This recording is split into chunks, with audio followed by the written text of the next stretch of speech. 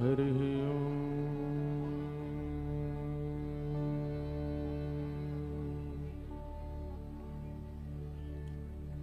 श्रीमते रामानुजाय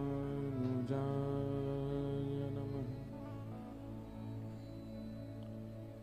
ध्येयं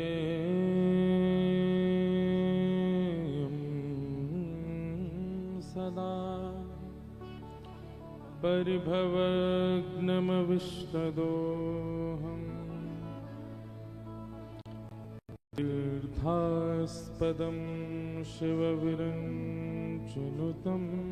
शरण्यम् भृत्यार्थिहं प्रणतपालभवाब्धिपोतम्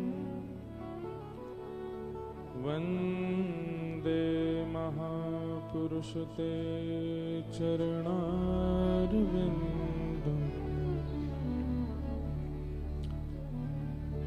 अस्ति स्वस्तरुणी कराग्रविगलत्कल्प प्रसूनप्लुतम् वस्तु प्रस्तुतवेणुनादलहरी निर्वाण निर्व्याकुलम् स्रस्त स्रस्त निबद्धनी विविलसद् गोपी सहस्राव्रतम्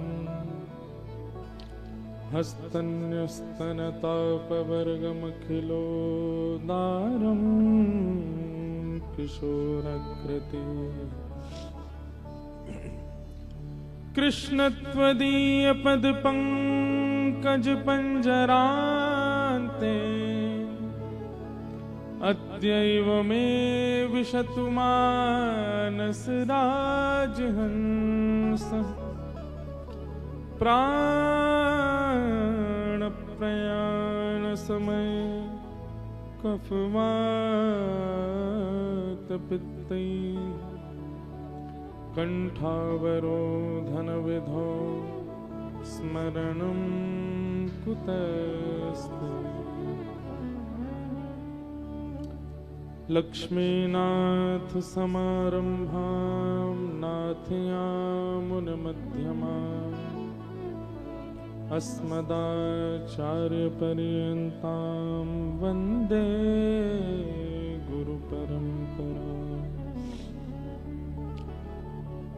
जय जय श्री राधारमण जय जय नवल किशोर जय गोपी चितचोर प्रभु जय जय माखन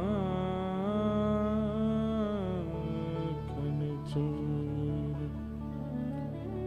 जय गोपी चितचोर प्रभु जय जय माखन चोर। भागवत जी की रचना क्यों हुई, ध्यानपूर्वक सुनिएगा। श्री वेदव्यास जी महाराज ने अनेक पुराण लिखे, अनेक ग्रंथ लिखे। वेदव्यास जी की अंतिम रचना है श्रीमद् भागवत। भागवत जी लिखने के बाद वेदव्यास जी ने अपनी कलम को सरस्वती जी में बहा दिया। बोले अब कुछ और लिखना शेष नहीं है, ये सर्वोपरि है, ये संपूर्ण है। भागवत जी की रचना के पीछे मुख्य उद्देश्य क्या है?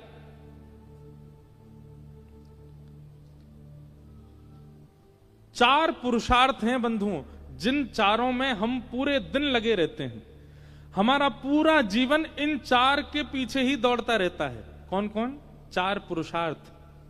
सबसे पहला धर्म, दूसरा अर्थ, तीसरा काम और अंतिम मोक्ष। हर व्यक्ति धर्म के पीछे भाग रहा है। एक बात कहें, नास्तिक भी धर्म है, आस्तिक भी धर्म है।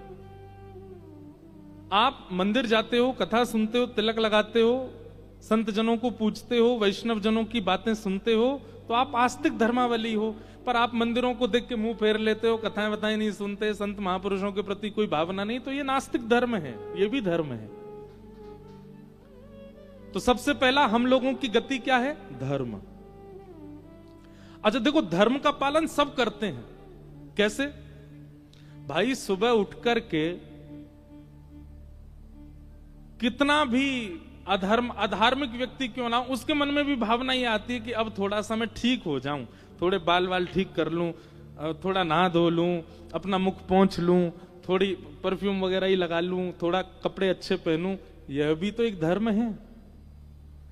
शुद्धता का भले ही तनिक भाव है, पर यह भी तो धर्म कहलाता है। हम कह रहे हैं आप नहाते नहीं हो, आप अच्छे कपड़े भी नहीं पहनते हो, आप शौच क्रिया के लिए जाते हो, वह भी तो धर्म है। ये सब धर्म। आप धर्म से कहां तक बचोगे? तो धर्म के अधीन पूरा विश्व है, सब धर्म का पालन करते हैं। कोई शास्त्रीय धर्मों का पालन करते हैं और कोई अशास्त्रीय केवल जीवन धर्म का पालन करते हैं। धर्म का पालन सब करते हैं। अगर इस बात से देखा जाए तो संसार में कोई नास्तिक नहीं है, सब धर्मावली है। धर्म पहला, जैसे मकड़ी जाला होता है ना, ऐसे ही हम मानव भी इन चार जालों में ही रहते हैं, धर्म अर्थ काम मोक्ष। सबसे पहला धर्म, दूसरा अर्थ। किसी का काम नहीं चलता अर्थ के बिना, सबको चाहिए। चाहे कोई कितना भी बड़ा सन्यासी बन जाए, विरक्त बन जाए, कोई कितना भी बड़ा त्यागी महात्मा बन जाए, पैसा नहीं छूते, चिमटा रखते हैं, उससे उठा के जेब में धर लेते हैं। हाथ से नहीं छूना चाहिए।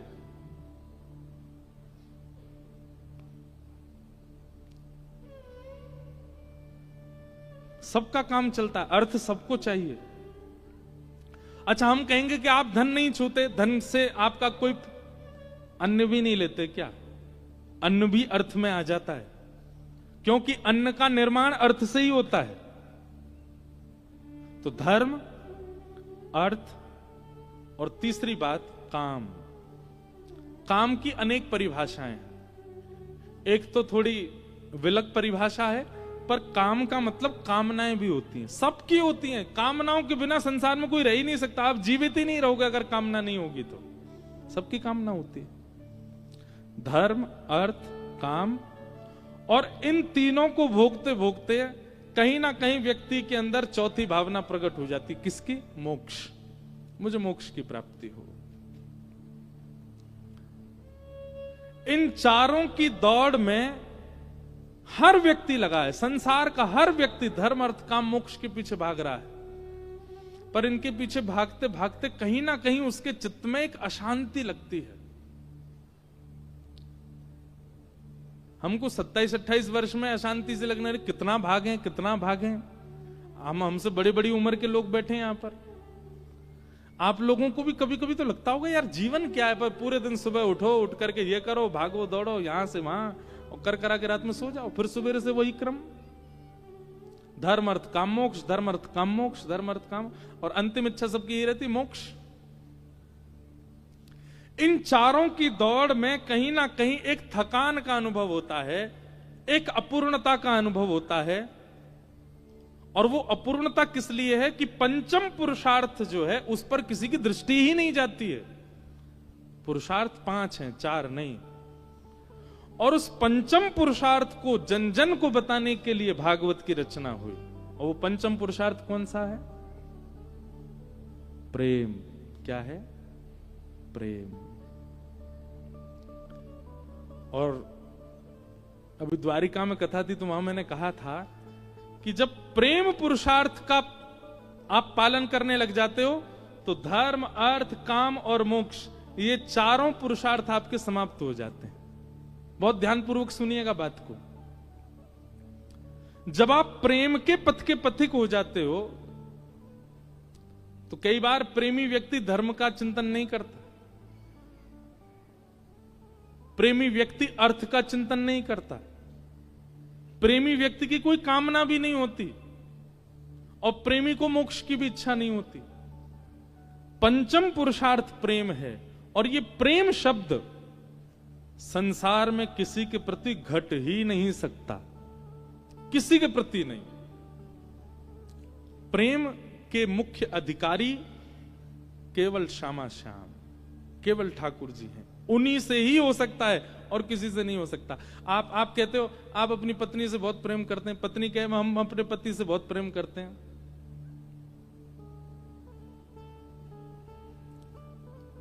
ब्याह होने के कुछ दिन पहले तक ही प्रेम बढ़िया लगता है। ब्याह से पहले लड़का को लड़की में साक्षात लक्ष्मी जी दिखती हैं। देखो चलती फिरती लक्ष्मी, देखो हमने लक्ष्मी नहीं देखी, ऐसी होती होगी। और लड़की को अपने पतिदेव में साक्षात नारायण दिखते हैं। परमात्मा का अंश है जिनसे मेरा ब्याह हो रहा है। और जैसे ही अति सामीप्य होता है, जैसे जैसे ब्याह होने के बाद सामीप्य बढ़ता है, फिर एक दूसरे के दोष दिखने लगते हैं।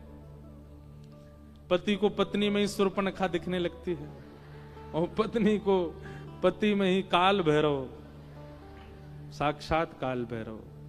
और आजकल तो बहुत ज्यादा हो रहा है। प्राचीन के लोग तो फिर भी बचे हुए, संभल गए। अब की जनरेशन लोगों को तो बहुत जल्दी दोष दिखने लग जाते हैं, दोष दर्शन हो जाता है। तो इसका मतलब क्या, प्रेम हो ही नहीं सकता।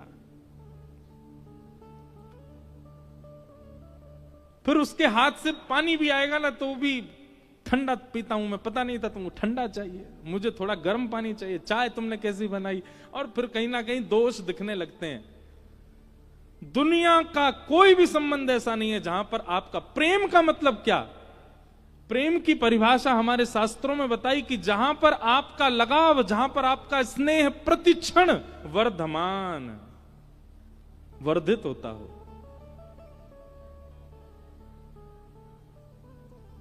हमारे स्वामी श्री हरदास जी महाराज का एक पद है, मुझे पद याद नहीं है पर बहुत अच्छा है। ठाकुर जी किशोरी जी से क्या कह रहे हैं, राधे जब जब देखूं तेरो मुख। किशोरी जी से ठाकुर जी कह रहे हैं, श्यामा जब जब देखूं तेरो मुख, तब तब नयो नयो लागे। तब तब नया नया लगता है। ठाकुर जी कहते हैं मैं किशोरी जी को देखते समय जितनी बार पलक झपकता हूं, हर पलक झपकने के बाद जब नेत्र खुलते हैं तो किशोरी जी अलग होती हैं। इसे प्रेम कहते हैं। ये हो सकता है संसार में? संसार का कैसा पता है, हर पलक के बाद में वो और घटने लगता है। हर बार पलक झपकने के बाद आपका प्रेमी और थोड़ा कम लगने लगता है। अब थोड़ा और कम, अब थोड़ा और कम, अब थोड़ा और कम। पर प्रेम किसे कहते हैं? जहां पर प्रेमी सन्मुख हो और वो जितना निहारें, जितना देखें, जितनी बार दृष्टि पड़े, उतनी बार प्रेम पहले से अधिक है। ये संसार में किसी से नहीं हो सकता, किसी से भी नहीं।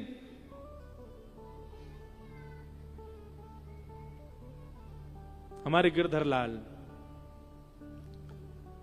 6 वर्ष के हो गए इस बार।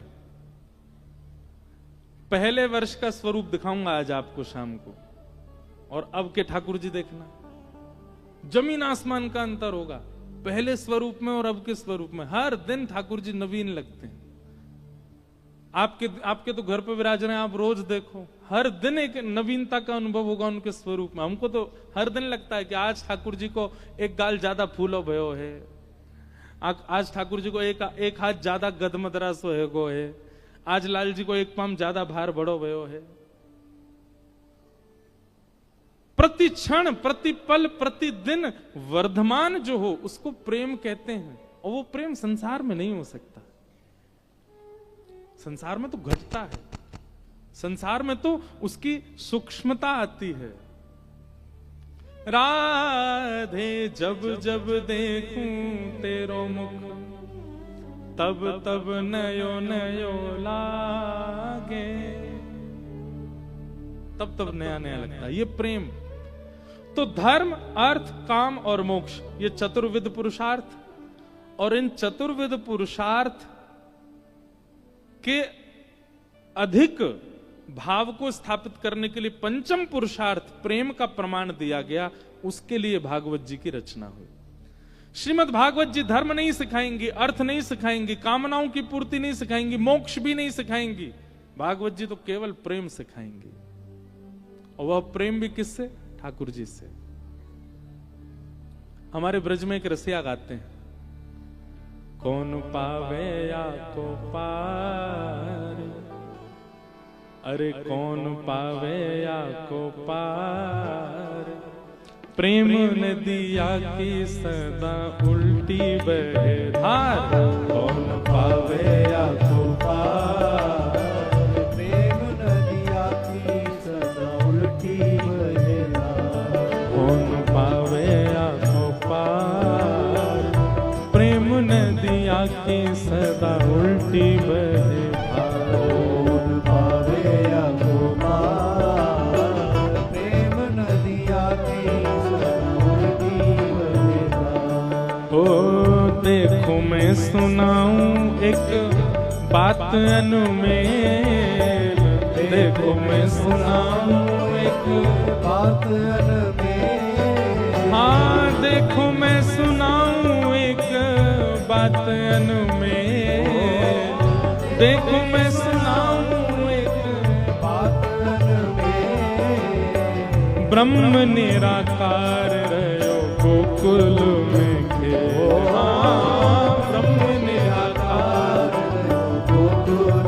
जिनका कोई आकार नहीं है, जो साक्षात पर ब्रह्म है।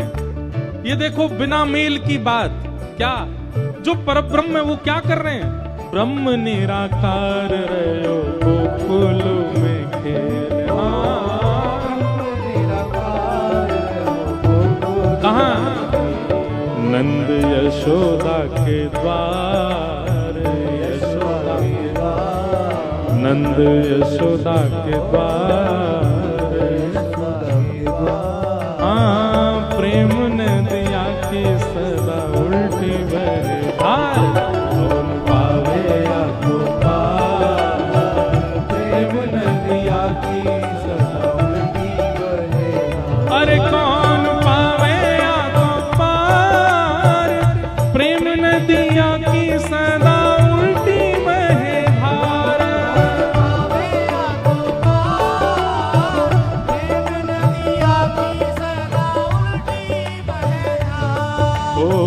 विष्णु अवतार विश्व पोषण करण, विष्णु अवतार विश्व पोषण करण, विष्णु अवतार विश्व पोषण करण, विष्णु अवतार विश्व पोषण करण, हो सोई कर चोरी यहाँ अहीर धर,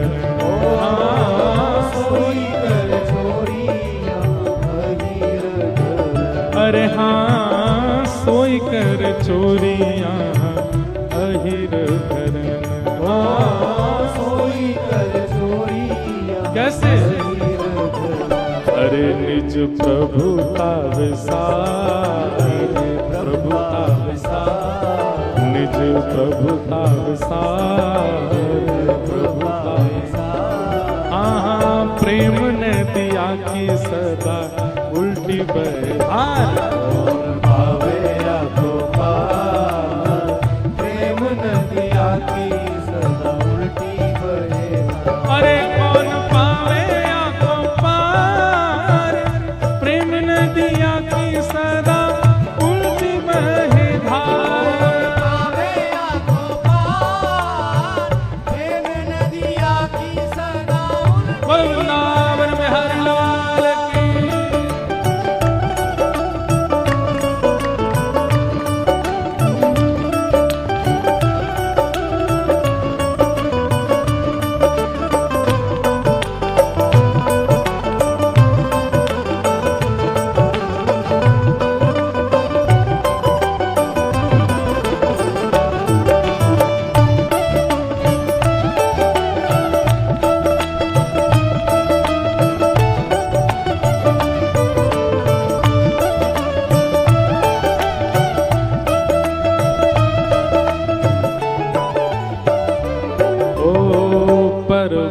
शिव जाने काम कियो ढेर।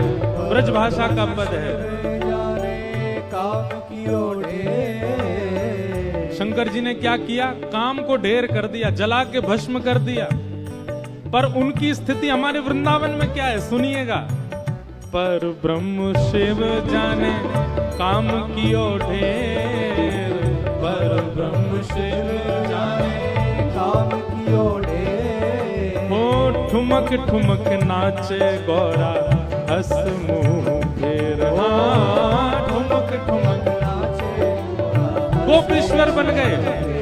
हाँ, ठुमक ठुमक नाचे गौरा हस मुंह फेर। हाँ, ठुमक ठुमक नाचे गोरा बसे। कौन? नंदी बैल को सवार, बैल को सवार, नंदी बैल को सवार। बैल को सवार। हाँ हाँ, प्रेम ने दिया की सदा उल्टी बहे धार। कौन पावे या तो पार। प्रेम नदिया की सदा उल्टी बहे धार। अरे कौन पावे या तो पार, प्रेम नदिया की सदा उल्टी बहे धार। पावे या तो पार। प्रेम नदिया की सदा उल्टी बहे धार। ओ जननी की गति दई पूतना कुपे। जननी की गति दई, पूतना कूपे। जननी की गति दई पूतना कुपे। जननी की गति दई पूतना कूपे। हो विष देने आई पाई मुक्ति ठेलम ठेल। हाँ, विष देने आई पाई मुक्ति ठेलम ठेल। हो विष देने आई पाई मुक्ति ठेलम ठेल। हाँ, विष देने आई पाई। क्या हुआ? खुले स्वर्ग के किवाड़, स्वर्ग के किवाड़, खुले स्वर्ग के किवाड़। स्वर्ग के किवाड़। ओ प्रेम ने